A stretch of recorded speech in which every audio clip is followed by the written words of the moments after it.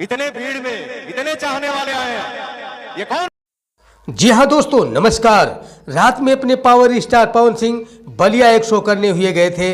जिस शो में power star Pawan Singh गए हुए थे उसी शो की भीड़ में किसी ने पावर स्टार के एक पत्थर मार दिया। गनीमत ये रही कि पत्थर सर के बजाय गाल पे लगा। पत्थर की रफ्तार कुछ कम थी, नहीं तो एक अनहोनी घट सकती थी। इसी के चलते पावर स्टार पवन सिंह काफी गुस्से में आ गए। पवन सिंह ने कहा कि लाखों मेरे चाहने वाले हैं और यहाँ कौन मेरा दुश्मन है जिसने मुझे मारने की कोशिश की है। इस बात की जानकारी पाते ही रवि किशन जी गुस्से में आ गए।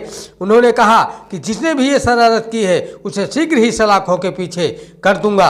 आप सबकी क्या राय है कमेंट में ज़रूर बताएं। अगर चैनल पे पहली बार हो तो चैनल को सब्सक्राइब, वीडियो को लाइक जरूर कर दें। आप सबका तहे दिल से धन्यवाद।